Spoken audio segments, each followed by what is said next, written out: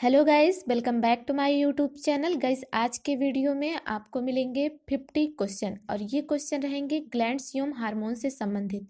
क्योंकि गाइस लगभग सभी एग्जाम्स में ग्रंथियां यूम हार्मोन से संबंधित बहुत ही ज़्यादा क्वेश्चन पूछे जाते हैं। तो अगर आपने ये वीडियो पूरी तरीके से देखा तो फिर आपके क्वेश्चन बहुत ही आसानी से सॉल्व हो जाएंगे। आप चाहे जिस भी एग्जाम्स की प्रिपरेशन कर रहे होंगे, अगर उसमें साइंस का पार्ट आता है तो आपके लिए ये वीडियो बहुत ही ज़्यादा बेनिफिशियल है। तो बिना देरी किए चलिए देखते हैं उन 50 क्वेश्चन को। तो सबसे पहला क्वेश्चन है, मनुष्यों में ग्रंथियां यानी ग्लैंड्स कितने प्रकार की होती हैं? तो कितने प्रकार की होती हैं? ये 3 प्रकार की होती हैं एंड इसका तीनों का नाम भी लिख दिया गया है। बहिस्रावी ग्रंथि यानी कि एक्सोक्राइन ग्लैंड्स, एंड इसके बाद है अंतःस्रावी ग्रंथि, इसकी इंग्लिश है इंडोक्राइन ग्लैंड्स, एंड इसके बाद आती है मिश्रित ग्रंथि, इसको कहेंगे हम मिक्स्ड ग्लैंड्स। तो इस प्रकार से आपने देखा कि मनुष्यों में ग्रंथियां कितने प्रकार की होती हैं? 3 प्रकार की, बहिस्रावी, अंतःस्रावी एंड मिश्रित, और इंग्लिश में exocrine, endocrine and mixed glands. And इसके बाद है नेक्स्ट क्वेश्चन। नेक्स्ट क्वेश्चन है, एंजाइम किस प्रकार के ग्रंथि से स्रावित होती है? एंजाइम किस प्रकार की ग्रंथि से स्रावित होती है? तो ये बहिस्रावी ग्रंथि से स्रावित होती है यानी एक्सोक्राइन ग्लैंड से। एंड इसके बाद है स्वेद ग्रंथि। स्वेद ग्रंथि, दुग्ध ग्रंथि और लार ग्रंथि एंड अश्रु ग्रंथि, ये किससे स्रावित होती हैं? ये किससे स्रावित होती हैं? बहिस्रावी ग्रंथि के द्वारा स्रावित होती हैं यानी कि एक्सोक्राइन ग्लैंड से स्रावित होती हैं। एंड गाइस, ये क्वेश्चन इतने अच्छे से सिलेक्ट किए गए हैं कि अगर आपने इसकी थ्योरी नहीं भी पढ़ी होगी तो भी आप एक दूसरे से रिलेट करके अच्छे से लर्न कर सकते हैं। एंड इसके बाद आती है डक्ट ग्रंथि यानी डक्ट ग्लैंड्स किस ग्रंथि को कहा जाता है? किस ग्रंथि को डक्ट ग्लैंड्स भी कहा जाता है? तो बहिस्रावी ग्रंथि जो होती है उसमें डक्ट पाई जाती है, डक्ट यानी कि नली, इसीलिए इसे कहते हैं बहिस्रावी ग्रंथि यानी डक्ट ग्रंथि, इसीलिए कहते हैं बहिस्रावी ग्रंथि में बहिस्रावी ग्रंथि में पाई जाती है, इसीलिए इसे डक्ट ग्रंथि कहते हैं। एंड इसकी बात आती है डक्टलेस ग्रंथि। देखा आपने, डक्ट ग्रंथि किसे कहते हैं एंड डक्टलेस। डक्ट ग्रंथि बहिस्रावी ग्रंथि को कहते हैं एंड डक्टलेस ग्रंथि अंतःस्रावी ग्रंथि को कहते हैं, क्योंकि उसमें कोई नली नहीं पाई जाती है, इसीलिए इसे क्या कहेंगे? डक्टलेस। और ये कहाँ पाई जाती है? अंतःस्रावी ग्रंथि या फिर अंतःस्रावी ग्रंथि को कहते हैं। एंड इसके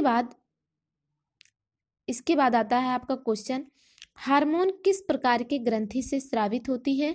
तो हार्मोन स्रावित होती है अंतःस्रावी ग्रंथि के द्वारा। अंतःस्रावी ग्रंथि के द्वारा क्या स्रावित होता है? हार्मोन। बहुत ही अच्छा क्वेश्चन है। एंड इसकी जो इंग्लिश है एंडोक्राइन ग्लैंड्स यानी अंतःस्रावी ग्रंथि। एंड इसके बाद है पीयूष ग्रंथि, थायराइड ग्रंथि, थाइमस ग्रंथि एवं अधिवृक्क किस प्रकार की ग्रंथि कहलाती हैं? तो ये सभी पीयूष ग्रंथि, थायराइड ग्रंथि, थाइमस ग्रंथि, अधिवृक्क ग्रंथि, ये सभी अंतःस्रावी ग्रंथि कहलाती हैं यानी एंडोक्राइन ग्लैंड्स। और इसके बाद आता है क्वेश्चन, अग्नाशय किस प्रकार की ग्रंथि का उदाहरण है? तो अग्नाशय किस प्रकार की ग्रंथि का उदाहरण है? मिश्रित ग्रंथि का उदाहरण है। और इसके बाद आता है पीयूष ग्रंथि कहाँ पाई जाती है? पीयूष ग्रंथि कहाँ पाई जाती है? तो ये कपाल में यानी कि आपका कपाल में सेला टर्सिका नामक गड्ढे में पाई जाती है पीयूष ग्रंथि। एंड इसके बाद आता है क्वेश्चन, मास्टर ग्रंथि किसे कहा जाता है? पीयूष ग्रंथि को मास्टर ग्रंथि कहा जाता है। ये तो बहुत ही ज़्यादा फेमस क्वेश्चन है एंड बहुत बार एग्जाम में पूछा गया है। एंड इसके बाद आता है नेक्स्ट क्वेश्चन आपका, प्रसव पीड़ा के लिए कौन सा हार्मोन उत्तरदायी है? प्रसव पीड़ा के लिए कौन सा हार्मोन उत्तरदायी है? ऑक्सीटोसिन। ऑक्सीटोसिन नामक हार्मोन प्रसव पीड़ा के लिए उत्तरदायी है। एंड नेक्स्ट क्वेश्चन है, दुग्ध उत्पादन के लिए कौन सा हार्मोन उत्तरदायी है? दुग्ध उत्पादन में ऑक्सीटोसिन नामक हार्मोन उत्तरदायी है। एंड इसके बाद है नेक्स्ट क्वेश्चन, शरीर या हड्डियों की वृद्धि में कौन सा हार्मोन उत्तरदायी है? तो शरीर या हड्डियों की वृद्धि में वृद्धि हार्मोन या फिर कहेंगे, या फिर उसे सोमैटोट्रोपिक हार्मोन भी कहेंगे, सोमैटोट्रोपिक हार्मोन। एंड इसके बाद नेक्स्ट क्वेश्चन है, इंसुलिन किस ग्रंथि से स्रावित होती है? इंसुलिन अग्नाशय से स्रावित होती है। एंड नेक्स्ट है मधुमेह या डायबिटीज मेलिटस रोग किसकी कमी से होता है? तो ये इंसुलिन की कमी से होता है, मधुमेह या डायबिटीज मेलिटस। एंड इसके बाद क्वेश्चन है इंसुलिन के अधिक स्राव से कौन सा रोग हो जाता है? हाइपोग्लाइसीमिया। हाइपोग्लाइसीमिया, जब इंसुलिन का अधिक स्राव होगा उसे कहेंगे हाइपोग्लाइसीमिया। एंड इसके बाद है एडिशन रोग, चेहरे गर्दन एवं त्वचा पर चकत्ते। एडिशन रोग में क्या होता है? चेहरे गर्दन एवं त्वचा पर चकत्ते हो जाते हैं। ये किसके कारण होते हैं? एड्रीनल के अल्प स्राव के कारण होते हैं, यानी जब एड्रीनल रस कम से कम निकलता है तो एडिशन रोग हो जाता है। एंड इसके बाद है कांस रोग। कांस रोग किस तत्व की कमी से होता है? ये भी एग्जाम्स में कई बार पूछा गया है, बहुत ही ज़्यादा बार पूछा गया है ये। तो ये कांस रोग किस तत्व की कमी से होता है? सोडियम तथा पोटेशियम की कमी से कांस रोग होता है। एंड इसके बाद है क्वेश्चन वृद्धावस्था में लुप्त होने वाली ग्रंथि का नाम है। वृद्धावस्था में कौन सी ग्रंथि लुप्त हो जाती है? तो थाइमस ग्रंथि जो है, थाइमस ग्रंथि वृद्धावस्था में लुप्त हो जाती है। एंड नेक्स्ट क्वेश्चन है भीम कायता या एक्रोमिगली, ये किसकी अधिकता से होता है? भीम कायता या एक्रोमिगली ये किसकी अधिकता से होता है? तो ये होता है सोमेटोट्रोपिक हार्मोन के अधिकता से भीम कायता हो जाता है। भीम कायता का मतलब आप समझ रहे होंगे, यानी कि बहुत ही ज़्यादा बड़ी शरीर वाला, जिसमें शरीर का बहुत ही अधिक विकास हो जाता है, आपकी हड्डियाँ बहुत बड़ी बड़ी बहुत चौड़ी चौड़ी हो जाती हैं, जिससे भीम कायता हो जाती है। एंड इसके बाद नेक्स्ट क्वेश्चन आपका है नर हार्मोन टेस्टोस्टेरोन किसके कारण स्रावित होता है? ये स्रावित होता है ल्यूटिनाइजिंग हार्मोन के द्वारा, जिसे हम एलएस भी कहते हैं। ल्यूटिनाइजिंग हार्मोन, नर हार्मोन टेस्टोस्टेरोन किसके कारण स्रावित होता है? ल्यूटिनाइजिंग हार्मोन के द्वारा। एंड इसके बाद है प्राउट ग्रंथि। प्राउट ग्रंथि की इंग्लिश है पैराथायराइड ग्लैंड्स। कितने प्रकार की होती हैं? पैराथायराइड ग्लैंड्स कितने प्रकार की होती हैं? तो ये 2 प्रकार की होती हैं। एक होती है पैराथायराइड ग्रंथि एंड दूसरी होती है कैल्सीटोनिन हार्मोन। कैल्सीटोनिन हार्मोन, ये ग्रंथि नहीं रहेगा, यहाँ भी पैराथायराइड हार्मोन रहेगा। एंड इसके बाद कैल्सीटोनिन हार्मोन। एंड इसके बाद आता है आपका नेक्स्ट क्वेश्चन हड्डियों एवं दांतों की अनावश्यक वृद्धि को कौन सा हार्मोन रोकता है? जो हमारी हड्डियां हैं, हमारे दांत हैं, देखिए इनकी लंबाई चौड़ाई कुछ एक फिक्स होती है कि इतना ही बढ़ेगा। तो अगर ऐसा हो कि भाई वो बढ़ता ही रहे उम्र भर, तो सोचिए कितने बड़े बड़े दांत हो जाएं। हाथी के जैसे हम लोग के भी दांत हो जाएंगे, इतने जैसे उसके 2 दांत बड़े बड़े रहते हैं, वैसे ही जब अनावश्यक रूप से ये बढ़ता ही रहेगा तो इसे रोकने के लिए कोई ना कोई हार्मोन हमारे शरीर में होता है, उसे ही हम क्या कहते हैं? Parathyroid hormone. Parathyroid hormone. And इसके बाद नेक्स्ट क्वेश्चन है हड्डियों के विघटन को कम करने वाला हार्मोन है। हड्डियों के विघटन को, यानी जो हमारी हड्डियां विघटित हो जाती हैं, टूटती हैं, उनको कम करने वाला हार्मोन कौन सा है? कैल्सीटोसिन हार्मोन, जो कि बहुत ही ज़्यादा इंपॉर्टेंट है। कैल्सीटोसिन हार्मोन, कैल्सीटोसिन हार्मोन। एंड इसके बाद नेक्स्ट क्वेश्चन है बौनापन। अभी आपने देखा भीम कायकता, एंड इसके बाद है बौनापन किस हार्मोन के कारण होता है? तो सोमैटोट्रोपिक हार्मोन के कारण बौनापन भी होता है एंड इसी के कारण आपका भीम कायता भी होता है। लेकिन जब सोमैटोट्रोपिक हार्मोन आपके शरीर में अधिक हो जाता है तो भीम कायता, एंड जब कमी हो जाती है इसकी तो फिर बौनापन हो जाता है। एंड नेक्स्ट क्वेश्चन आपका है गोनेडोट्रोपिक हार्मोन किसकी क्रियाशीलता को प्रभावित करता है? ये जनन ग्रंथियों को प्रभावित करता है। गोनेडोट्रोपिक हार्मोन जो कि गोनेड ग्रंथि से निकलती है, गोनेड ग्लैंड से निकलती है, ये किसे प्रभावित करती है? जनन ग्रंथियों को। एंड नेक्स्ट क्वेश्चन है आपका त्वचा पर तिल व चकत्ते पड़ने में कारक हार्मोन है, तो कारक हार्मोन कौन सा है? Melanocyte hormone.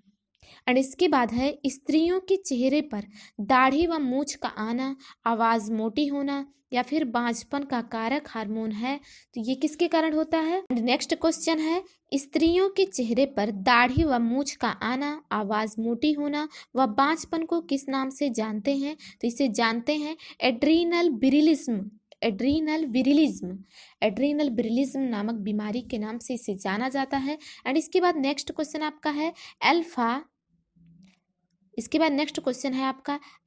बीटा व गामा कोशिकाएं कहाँ पाई जाती हैं, तो ये कहाँ पाई जाती हैं, लैंगरहैंस की दीपिकाओं में पाई जाती हैं। एंड इसके बाद आपका नेक्स्ट क्वेश्चन है अल्फा कोशिकाओं से स्रावित होने वाले हार्मोन का नाम है ग्लूकागॉन, जिससे ग्लूकोज स्रावित होता है। अल्फा कोशिका से क्या स्रावित होता है, ग्लूकागॉन नामक हार्मोन। एंड इसके बाद नेक्स्ट क्वेश्चन आपका है लड़ो और उड़ो नामक हार्मोन के नाम से जाना जाता है। लड़ो और उड़ो नामक हार्मोन के नाम से जाना जाता है एड्रीनलिन हार्मोन। इसे हम एपिनेफ्रिन हार्मोन के नाम से भी जानते हैं। एड्रीनलिन हार्मोन को एपिनेफ्रिन नाम से भी जाना जाता है, जिसे हम क्या कहेंगे, लड़ो और उड़ो नामक हार्मोन भी कहते हैं। एंड इसके बाद नेक्स्ट क्वेश्चन है आपका रक्तचाप बढ़ने का कारक हार्मोन है, तो रक्तचाप किसके कारण बढ़ता है, नॉर एड्रीनलिन हार्मोन या फिर नॉर एपिनेफ्रिन हार्मोन।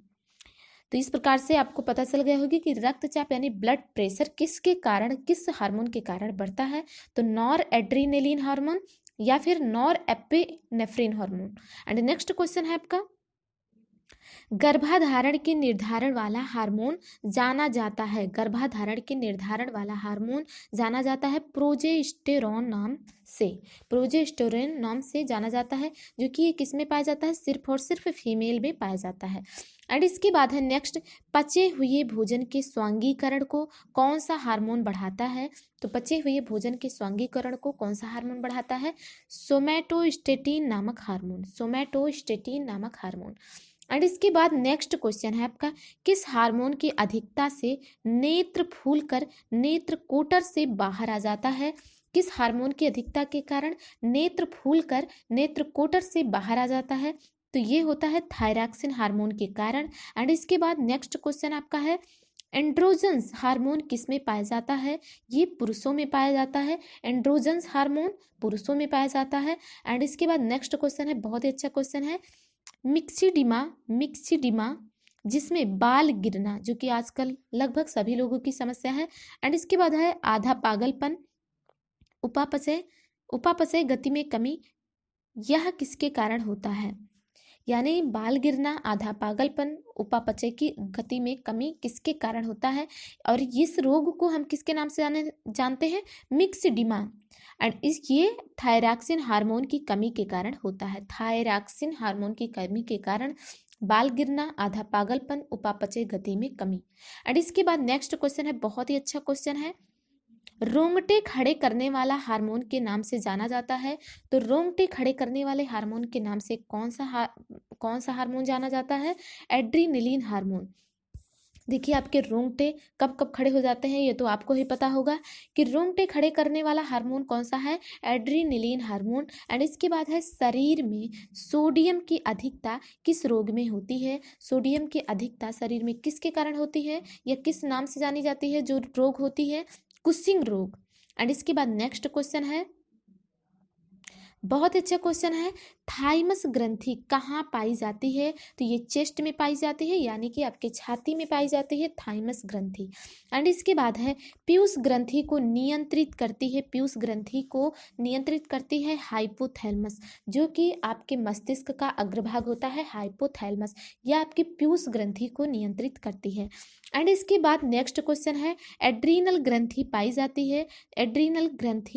पाई जाती है कहाँ पर, किडनी के ऊपर, किडनी के जस्ट ऊपर एड्रीनल ग्रंथि पाई जाती है।